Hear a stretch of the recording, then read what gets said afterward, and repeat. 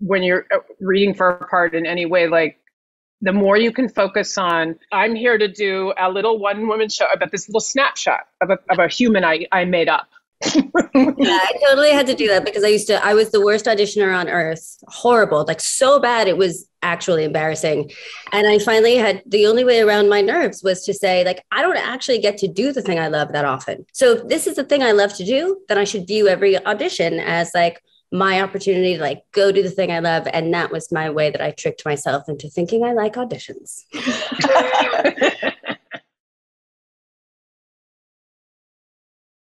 Welcome to the SAG-AFTRA Foundation's Conversations at Home program. I'm Kristen Baldwin. If you're interested in programming like this from the SAG-AFTRA Foundation, please consider liking this video and subscribing to our YouTube channel now. Now it's my pleasure to introduce our panel of Emmy-nominated supporting actresses in a drama. Patricia Arquette from Severance, Ho-yeon Chung from Squid Game, Christina Ricci from Yellowjackets, Rhea Seehorn from Better Call Saul, J. Smith Cameron and Sarah Snook from Succession, and Sweeney from Euphoria. Thank you so much for being here and congratulations on your nominations. Thank you. This is a murderer's row. This is a great group of actresses. And I'm going to start with you, Ray. Fans were ready to riot if you were not nominated for Better Call Saul's 5th season. Like, there were going to be pitchforks and torches. So what does it mean to you to have that kind of support from viewers? It's very touching. I think everybody on the panel would say you can be doing the best work of your life and critics don't like it. You could be doing the best work of your life and fans don't like it. If you somehow are doing the best work of your life, as in challenging stuff that's making you get better as an actor, and then fans and critics like it and root for you in that way, especially in the hellhole that is social media. Like, it's that's some pretty insane icing to have on a cake. I was very touched by it. All of you are part of shows that have really passionate and vocal fan bases, and when viewers are so invested in your story and your character, does that put more pressure on you as performers, or does it inspire you, or is it a little bit of both? Sydney, I'm going to start with you. I think it's a little bit of both. I think that we have such an amazing cast and crew. I think all of us feel this way as well, where we work so hard that we want to be able to give something that is meaningful to an audience. And so we want fans and viewers to be passionate about it. And I think that when we challenge viewers' perception of characters or storylines, that's when it gets really exciting.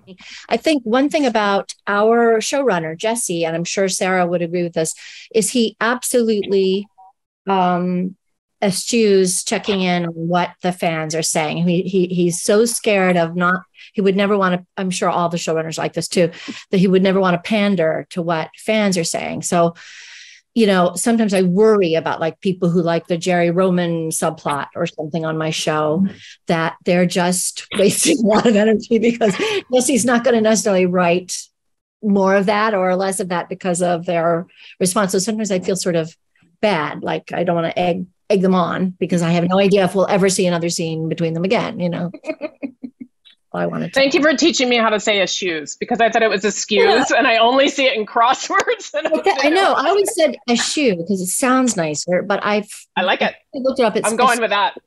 Okay. We might be the only ones who say that. So, Ho-yeon, Squid Game was your very first acting job, which is like mind-blowing. What would you say is the most important thing you learned about yourself as an actor and a performer through the experience of doing the show? The most, I think I learned a lot, but I guess the most things that stayed with me until now is how to be adapted on set with actors and staff. And I learned that there are so many different styles of directors and actors. But like in Squid Game, I met so many different style actor, and it was just good education, like said, to learn how to work around with, many different style of people. Yeah. I don't know if anyone else is fangirling hard about Ho-yeon I can't believe it. I'm freaking out. I love you. He's fangirling. I'm like, I can't wait to meet you in person. we do. We're gonna meet in September, right? Yeah. Excellent. So all of your shows are pretty serialized, and viewers are always very, dying to know what happens next. But as performers, how much do you like to know in advance about where your story is going before it unfolds? Christina, I'll start with you. Well, I would have said probably before I did Yellowjackets that I want to know, and I need to know everything. And how do I make a decision about my character if I don't understand the parameters? And then having worked an entire season where I was not able to know because, sometimes they don't know exactly what's going to happen. And, you just can't always know. Basically, I've now kind of really understood that it's a special muscle. I think it's to be an actor on TV, to be able to always perform your character to the best of your ability without needing to have all of that information, and also learning to sort of.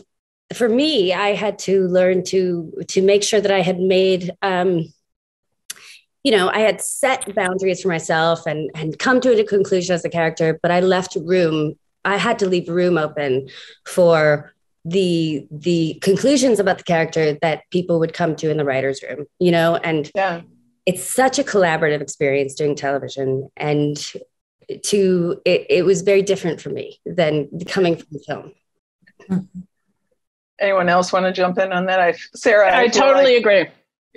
Yeah, I've mostly come from like theater and film sort of stuff. So having the journey either mapped out or plotted, or access to knowing where your character needs to go, so you can pitch certain things correctly, has been something I've relied on, I think, in the past. But it's been really challenging, and I love it as the challenge on this show to have been really present. You have to just be present moment all the time. You can't predict, you can't, you sort of just have to be at the whim of the writers and the people around you. And it also means then having a really deep intrinsic knowledge of your character and how she would react or in this moment. And also that the writers may change that, and that you have to sort of find a way to make it work and be, elastic and flexible. And I love that. I love like going, oh, okay, we're going this way now. Didn't think she'd find that funny, but I guess she does now. That's what they've written. And I found too, it is like, as people, we might never imagine ourselves in an experience, in a situation, but hell, we might be there one day. And then I guess the work as an actor for me was always sort of being like, okay, so if she did do this, what the hell would she be thinking to actually do this? And, there is, I think coming from always having the luxury of knowing everything, I had become a little bit rigid, I think, sometimes as an actor sometimes. And so to learn to problem solve in that way and be open and flexible is really an amazing, I've really loved it. Anyway, sorry. I had that issue also with Severance. When Ben first gave me the script, it was just the pilot, the first episode, and my character's barely in it. And then he said, you're going to be these two different characters, and I was like, what is this company? What are we even doing? And it just became even more confusing as I asked the questions. And then, and it was very hard. I mean, I love all these actresses here. I'm so honored to be a part of this. And I'm just stoked by all of your work and all of your shows, because it's just such an exciting time in television, honestly. And I'm so excited to be a part of it. For me with this, it was just weird to like, what is this character? And these two different people, but they're really one person. And what do they sound like? And what is the agenda? And they just didn't have a lot to give me at first. And like Christina was saying, and Sarah was saying that, that's part of the thing about television that you don't have. But in life, like you make a dental appointment on Tuesday. well, you didn't know you were going to have a car accident and, be in the hospital next Tuesday. So you kind of got to go with the flow a little bit and open up that rigidity. And that's kind of terrifying and exciting, I think. Yeah, it's like in plays and in movies and in novels, there's a beginning, middle, and an end. And TV, there's no end. And the other thing that's like that is life. We don't know what the end is in life. So it's kind of a great Zen exercise, right? It is. Yeah. And also all of us are, I agree with Patricia. These are some of my favorite performances of the year are represented on the screen. I'm thrilled to be with you guys. All of us are in shows that actually let the characters, and particularly the female characters, evolve. They truly do change as their circumstances change them, and rather than just being the same and only the things around you change. So we get our scripts one at a time, and I also found it terrifying at first because you work deductively sometimes to say, if I end up at B, what's the most interesting A to start at? And you can't do that.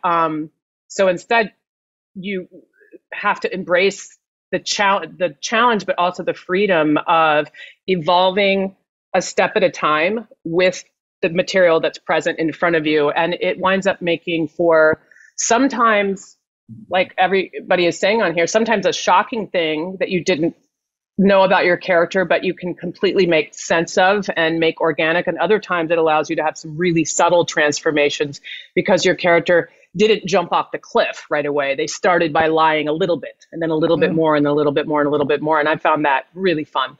And Sydney, you're kind of famous for your detailed histories that you write. You write like diaries for your characters and you really get into it. How does that help you, especially with your performance on Euphoria? How has that helped inform your character? I think it allows me to do what all of these beyond talented women are saying, of being able to take whatever is written and go for it and live in your character's shoes and fully immerse yourself in their feelings and their emotions and their thought process. And so by building my character from the day that she's born to the first time that you meet her on screen, I have developed all of her memories, all of her relationships, all of these moments in her life that may make her move, talk, react different ways, because that's what has made all of us a person. Different things in our life has affected us to become the person that we are today.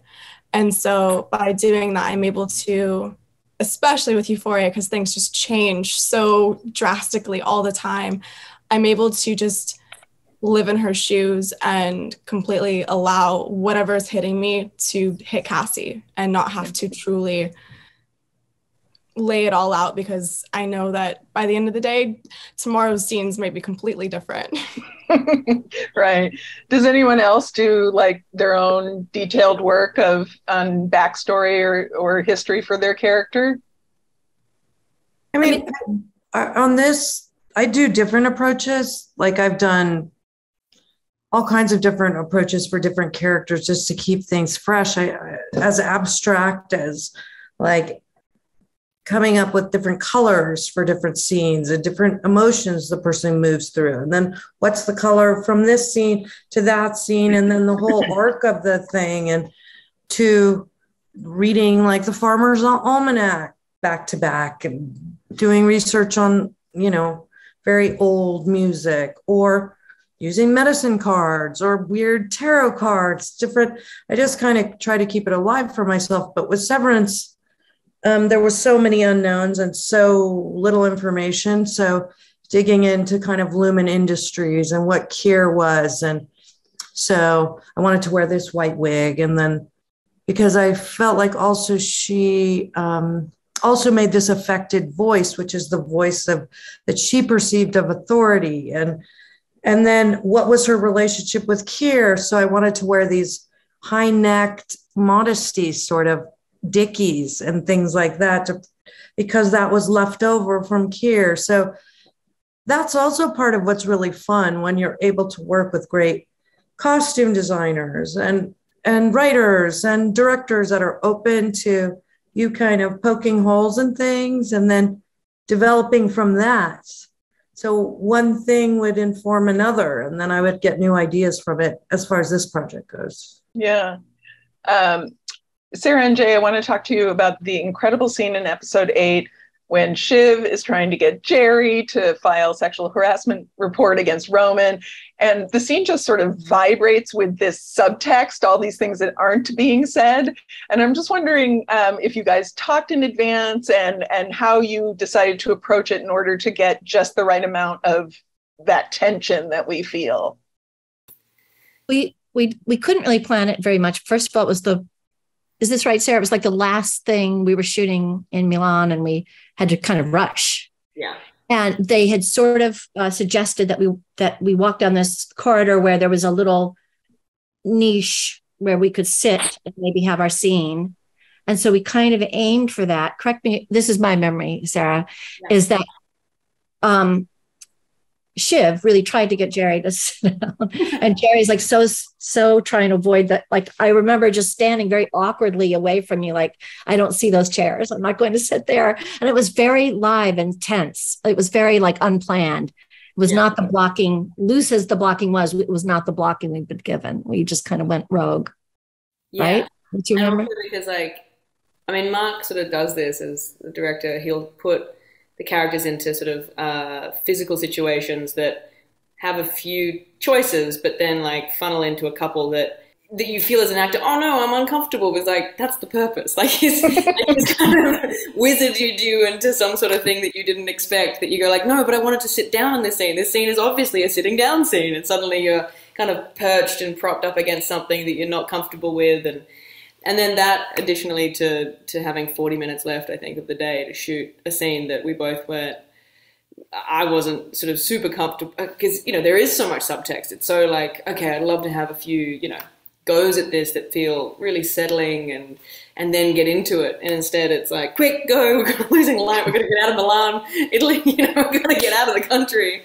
But that kind of level of tension you end up trying to exploit, I think. And it's always just fun as well. Like there's the quality to the characters that are so able to put a different face on and yet be saying something different underneath. Yeah. Ho-yeon, I know even though this was your first acting job, you were able to sort of use some of the loneliness that you felt when you were working as a model and traveling by yourself to inform your character. Can you tell us a little bit more about that? 제가 이제 해외에서 활동할 때 이제 말을 안 하는 시간이 많아지니까 이제 그 언어적으로 소통이 잘 안 되는 지점들이 생겨서 이제 언어적으로 결국에 조금 말을 아끼게 되는 경우가 많이 생기더라고요. 근데 그러다 보니까 목소리가 제가 원래 평소에 말하던 말투보다 조금 낮아진다고 해야 될까요? 조금 이렇게 많이 허스키한 목소리가 조금 나오게 됐던 경험이 있어서 그걸 이제 새벽이 캐릭터 연구할 때 새벽이라면 이런 목소리를 갖고 있지 않을까 하는 등 그때의 경험이 좀 도움이 많이 됐었던 것 같아요. That's great. That's such an interesting point. So, Christina, you talked before about how it was really important for you to make your character Misty grounded in reality, even though she certainly says and does some pretty outrageous things. As a performer, how do you go about getting the tools, whether it's what Patricia talked about in terms of, costume or other research? How do you get the tools you need to make sure that that grounding is there? I don't consider myself able to play jokes, and I don't consider myself to be someone who can be intentionally funny. So the character, though, was written and was funny on the page. So to me, that means that if we really create a very realistic character where all of these strange little things are grounded in the most mundane reasonings, then you can kind of never go wrong, basically. And I'm one of those people, I really believe truth is so stranger than fiction. So in order to push that and have truth be so strange in a film or in TV, I feel like it really has to be justified. So for me, in terms of costume, all of her choices are born from her daily experience or her life experience. And And as much as this character was originally conceived to be a bit more caricaturish, a bit more of a caricature in appearance, it was sort of important to me that even is the beginning of it. Someone that is a little off looking, but you've seen that person before, but just had the good sense to not speak to them. But it's not like, whoa, crazy ladies coming down the street. So that kind of stuff was very important to me. And I feel like as an actor who's not a comedic actor, it gave me the confidence to be able to fully commit to the more ridiculous stuff, because I knew that it was justified by all this realistic stuff that that was there. And was it helpful at all just knowing that, having the experience of being able to see, even on the page, her younger self and her younger experiences? I would imagine that was quite helpful. Yeah. And it's one of the wonderful things about our show. And I feel like as an actor, it gives me, it's such a luxury for me to have the audience see the younger self, because it means that I bring that into the performance as an older person, but I have to sort of in my performance cover a little bit less of that, because we're literally showing you. We're showing you the vulnerability. We're showing you the initial like hunger and human impulse. And then I get to play all that, like all of that veneer, facade, that hardness and defensive kind of behavior that comes from all that pain. So, yeah. Right. So obviously, whenever an actor takes on a project, she doesn't have any idea how it's going to be received. And certainly you're all on shows that became big hits and received a lot of attention. Once that spotlight is on you, and as performers, how do you keep from, for lack of a better phrase, getting in your head about the expectations? Sydney, would you like to start? Sure. I think that I'm really fortunate to work with such an incredible cast and creator, Sam Levinson, where I don't know what to expect. So even if fans are saying one thing or they're wanting one thing for my character, usually Sam will write the complete opposite of what anybody's expecting or thinking. And I think that allows us to kind of separate ourselves from whatever season we did before and what we're about to go and enter into. And so it's completely different from what fans might be used to. And it kind of allows us to separate ourselves from the fan base and from social media as well. Yeah. Ray, how about you? I know there are a lot of fans are obviously very invested in what happens with Kim, and I'm sure they tell you about it all the time. They are. I mean, I wish I could say that it wouldn't matter if everyone hated my character and hated me and hated the show, but I'd be lying. I'm incredibly thin-skinned. And like, I know from doing theater for years that you get a bad review, and I can quote most of them still. And even your friends that are trying to be nice are like, how you doing? And you're like, oh wow, it was that bad, huh? But I'm very fortunate that fans did receive my character so well. I have to say, when I'm shooting, I'm not a good enough actress to do my job and think about how it will be received. It takes my entire RAM space to do my work the way I like to do it. And so I think very little about how it will be received while I'm doing it. When it airs, that's scary. That's scary, but not while I'm working, thank God. I think it's like, of course you want everything to do well. You want to make something good. Yeah. You want people to like it and get on board. And it is a fun part of it. Like, hey, we made this thing, and then we give it to you. And then it's like contagious when people like it. It's exciting. But I mean, I think we also know this kind of out of love or things can be very short-lived. So you also try to not take it too seriously, because, it comes and goes. And, knock on wood, we're all lucky to be a part of a great project. But sometimes you work your ass up just as hard as ever before, and it doesn't work out. And it's like, oh, crap, I had such hopes for this, and there was potential in this. And we really worked hard, and it didn't come together, and people just don't like it. So you got to kind of take that out of the equation, when you're working, and just do your work. And yes, it's wonderful when when it's appreciated, but you know. You can't control that. You can't. I mean, we're all on shows where the writing is, in my opinion, some of the best ever. All of the writing on all of our shows. And so there is a part of you that's like in a book club by yourself that just read like the best book ever, and you want everyone to read it because you've been making it by yourself.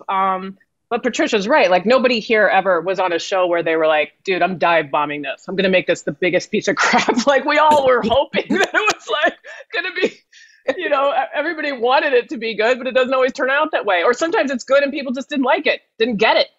Yeah, totally. Wrong network doesn't like that. That audience doesn't like that being on that network, whatever, you know?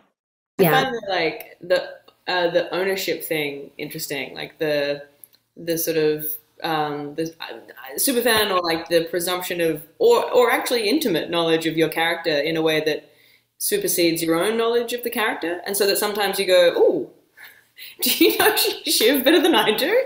Like, but then you have to sort of remember to like backtrack and go like, no, you're in control. You've got it comes from all this influences around you in terms of the creatives and people on set, but then it has to come out of you to be birthed, really. Like no one knows the character more than you do in a way, but it is a strange thing where people, it has a different life on social media or the internet, and people are ardent sort of, you know, followers and fans of a character that then in some ways feel, for me at least, sometimes arm's length or distant, because I go, well, who is that you love? Who? Like, I forget that it's me. It's like, oh, okay, cool. Thanks for liking it. Yeah, I think it can be amazing when there's a huge response, simply because what we are trying to do is touch people, you know, move people on a human level. But then you have to like not let that influence what you're actually doing and your own kind of version of your character and all that stuff. But yeah, I mean, it can be very overwhelming, I guess. Jay, you and Kieran Culkin's Roman obviously have become a fan favorite duo. You mentioned that earlier. In general, just what would you say is the most important thing for you about building a good relationship with your co-star? Like, how do you like that to work, and how does it work best for you? I don't know, because this is sort of an anomaly from other good experiences I've had. Like the Kieran is kind of a wild card, and so it's a little different with him than other relationships that I've thought were rich in other shows. You know what I mean? Yeah. I don't know. He's very playful, and you have to kind of let go of your expectation of where the scene's headed a bit, and just kind of go with him a little bit. And also I wanted to say earlier about all these other things we were addressing, like, you know, how do you handle your expectation of what fans or audiences might be expecting? I mean, Succession, Kieran being like the poster boy for this, but Succession is this rodeo ride. It's like the cameras are moving around. It's like being in a soccer match or something, because you just have to concentrate. You can't think about all those other things. It's kind of like just going. And definitely Kieran is like that. He's kind of, so, I mean, and it just works out best when you just completely let go. And, you know, even though you're doing scripted dialogue, generally, we have some improv on our show, but it feels always like an improv. Feels like you're not sure what he's going to say next or what you're going to say next. And you guys have known each other for years as right, well. Sarah, would you say? Oh, yeah, absolutely. But you guys have known each other for so long as well prior to the show that I feel like it's great to watch, because there's this like foundation of rapport that exists and then influences the show in a lot of ways as well. And like, yeah, it is. You're right. Rodeo ride is a great way to describe it. Just want to stay on here. Yeah.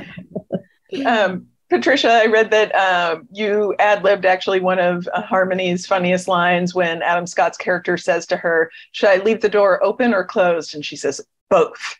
And just, which is amazing.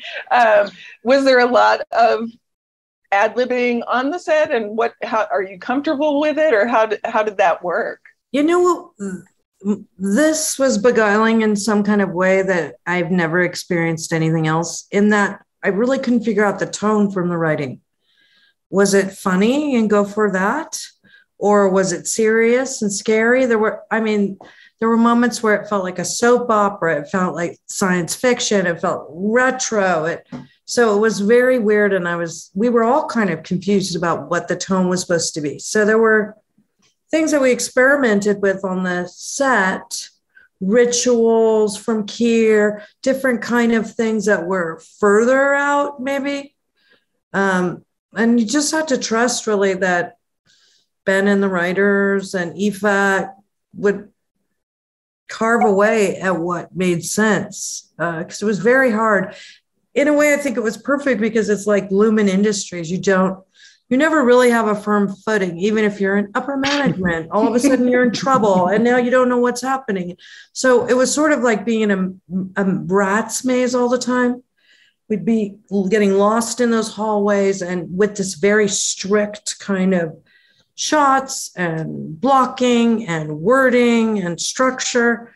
And then I kept getting put in lockdown. So I got put in lockdown 5 times. So it was like Lumen never stopped. It would go from like, apartment all alone room to Lumen to back lockdown in an apartment. It was just like never ending Lumen. Just don't do it. That's funny. And Sydney, your Cassie's amazing scene in the bathroom, I've never been happier, or meltdown. Not only was something fans were talking about, but it became a meme. And I'm just wondering, do you ever get used to seeing yourself as a meme? I don't know if use the right word. I don't know if anyone can get used to this industry at all. It's that scene particularly, I was so shocked to see hit so crazily because it was the first scene we filmed coming back. So I completely forgot all about it. And I was so nervous because like, oh God, this is such a pivotal moment. I have to track where she came from, where she's going. And it's the first scene that we're doing for season 2. And then I forgot all about it. And then when it came out, it was just, I was like, oh no. Every scene could be the meme, right? Oh, no. My life's just become a meme. Well, before we wrap up, we'd love to ask each of you to share the best piece of advice, professional advice, that you've ever received. And this, obviously is the audience for this is actors and your fellow actors. So we'll start. Who's ready? I don't want to call on somebody. So the best piece of professional advice you've ever received. Is anyone ready with something? Do you need a second to think about it? I have an answer. Okay. Are you ready? Go, girl. I am ready. Eager Beaver over here is ready to go.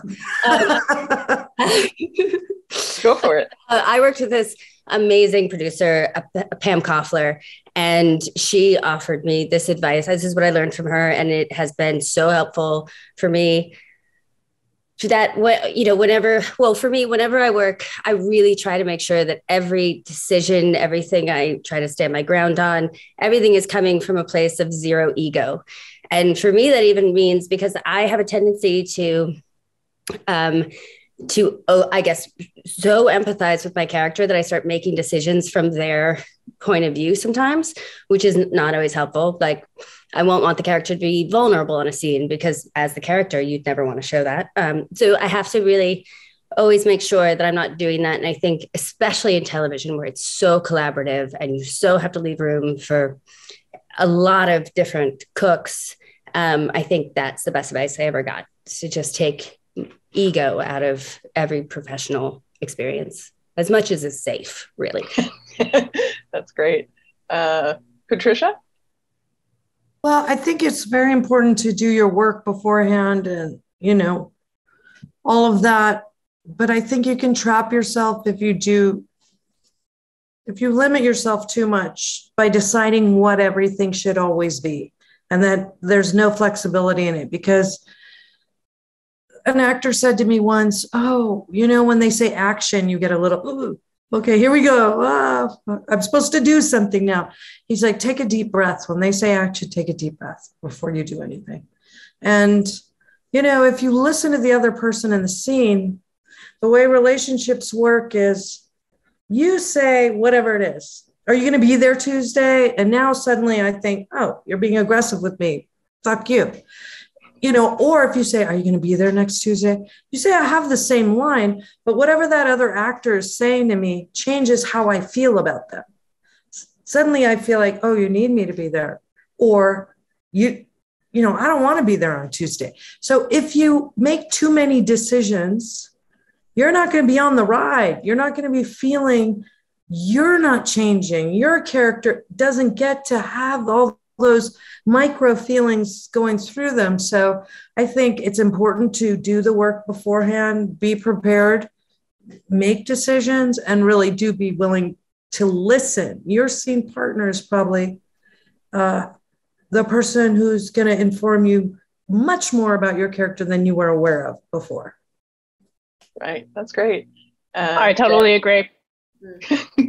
Ray, do you want to share your? Oh yeah, I totally agree with that. There's a big difference between doing your homework and planning your performance or planning a line read. And the thing that people will also talk about, you guys have great chemistry, two characters, whether it's romantic or any other kind of relationship. For me, is actually when you're seeing two actors that trust each other's work enough to let the other person's work alter theirs. So what you're seeing is that tether that's holding them where they cannot do their next reaction or their line until they see what got volleyed at them. And that looks like chemistry. So I agree with all of that. And a great piece of advice I was given that is part of that is, as far as doing your homework, figure out how to love doing the work part of this as much as you love being on a set, getting a great job, getting attention, having people run and get you stuff. Because even when you are fortunate enough to be employed, still listen to Patricia, she's like on lockdown, still trying to learn her stuff. You are still going to spend the majority of your time constructing a character and learning lines alone somewhere. And you need to love that more than when your friends say, just come and go out with us. You have to love it as much as being on set. That's great.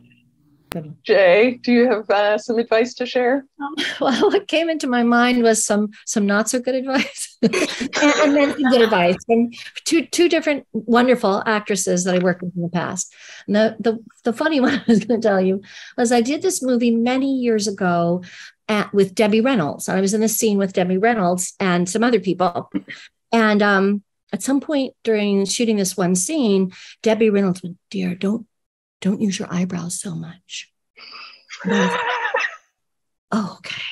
I'm so self-conscious, like, well, I must have been like a Muppet, like indicating everything. I was like, oh my God. And so I tried to just be really still. Then much later, I came up to her, "Miss Reynolds, thank you so much. I must have been indicating up a storm or something. Who knows what kind of faces I was pulling." And she stared at me and she went, "No, I just don't want you to get wrinkles." that was it. And I looked back at the scene. I was like, if only I was a little more alive in that scene. I was so self-conscious. Trying not to use. But that other really great advice, also from a wonderful actress, was also kind of years ago. I was in a play with Alice and Janney, and we both had these. Well, all of us in the play. It was the play Blue Window, and we all had big moments in the play that had to be emotionally full and had to pay off in a certain way. And we were talking backstage about like, gosh, how do you stop from anticipating that or choking or what, And I remember that she said, I just think this is so brilliant. She said that to herself before she says her first line, she just says to herself, and it goes something like this, like it's like, it doesn't have to be the exact way, the best way. Just go something like this, like before you'd sing a song or something. And I think that's so brilliant and so wonderful for being spontaneous. So that's great. My two advice things that floated into my brain. Ho-yeon, do you have some advice you'd like to share? I kind of agree what Patricia and Rhea said. It's Rhea, right? Rhea? It's Ray. Yeah. Thank you. Sorry. Ray. That's okay. Yeah. Because of since Squid Game has this big success, I recently went back to set and then had a chance to act again. And then I kind of realized that how much pressure that I had. And then like I kind of trying to prove that how good I am, I think. But I realized that, but I only did just one job, and then how I'm gonna be possible to be like best actress. And one of good actress, she told me, Ho-yeon, you are already good actor, you don't need to prove it. Like it was just that before I starting my job, I was just sharing, like I was nervous and everything. And then, but she just say, Ho-yeon, you're already a good actor, so you don't need to prove it. And then it hit me. But even though I heard that advice, I kind of felt that I had this like tense that I kind of trying too much to show that I'm a good actor. But it's not about that. So it's difficult to kind of, I don't know, like be a good actor, but in a way to not trying too much. I don't know. Well, those of us, I think maybe some of you will agree that are older and have worked for a long time. We're all learning something as we go, and just be there and learn and enjoy the process of the acting. I think if you do get hung up, and certainly people get told all this stuff, or you have a big success all of a sudden, we all have to go back to that place of learning. Yeah, even when I audition, I try to, like for auditioning, I try to focus on how much I love doing what I do, anytime I feel that kind of like outward influence that it really has nothing to do with my job. I try to just focus on like, this is a thing I love to do. So every moment of doing it is amazing. And I've always felt like that helps anytime I feel nervous or pressure. Just connecting to this is a human I'm playing. Yes. This isn't a big star I'm playing. This is a person that's feeling something in this moment. That's all it has to be. Right. And auditions in particular, Christine, I totally agree. Like when you're reading for a part in any way, like the more you can focus on, make this little Polaroid snapshot of a human that you created, and it's a 3-minute black box performance. Yeah. And you may or may not get the job, but I'm here to do a little one-woman show about this little snapshot of a human I made up. And it may or may not help you tell the story you guys are telling. See you. Good night. Yeah, I totally had to do that because I was the worst auditioner on earth. Horrible, like so bad. It was actually embarrassing. And I finally the only way around my nerves was to say, like, I don't actually get to do the thing I love that often. I was at that point, it was maybe one job a year. So if this is the thing I love to do, then I should view every audition as like my opportunity to like go do the thing I love. And that was my way that I tricked myself into thinking I like auditions. Sarah, what would you say is the best advice you've ever received? My mom told me a similar thing, actually, like doing audition after audition, I think something like 50 odd self-tapes in 1 year and not getting a single one and getting really upset and frustrated. And she was like, well, aren't you an actor? Aren't you acting? Like, that's the work, isn't it? You're just not getting paid. like the job and the payment for the job is in lieu of all the acting you were doing for, the audition part. But I think the nicest, like the sort of the piece of advice that I have held with me the longest, or like, in a little fist close to my heart, was working with an actress that I hugely admire, and in her sort of parting words was just stand tall, which I think was just like such a simple way to sort of step into a space that you feel uncomfortable in, that you feel not necessarily welcome or intimidated or whatever it is. Just, you deserve to be there. Take a breath, stand tall. That's it. Everyone deserves to be where they are. Everyone is allowed their space. Stand tall, take a breath. Great. And Sydney, just for you, wrap it up. What's some of the good, best advice you've received? Well, I feel like I'm getting a lot of great advice right now. I think one piece of advice that I've taken away from a filmmaker who I worked with, he told me that some of the most important moments aren't what's being told and said. It's the moments in between the lines. It's the beats, the moments of listening. And that's when you can truly see an actor doing their greatest work. And to not rush into whatever your next line is, to truly live in a moment and live in a scene and live in your character. Yeah, that's great.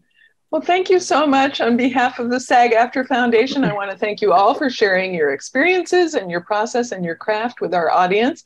And best of luck to all of you at the Emmys. Thank you so much. Thank you. Thank you. Thank you. Thank you.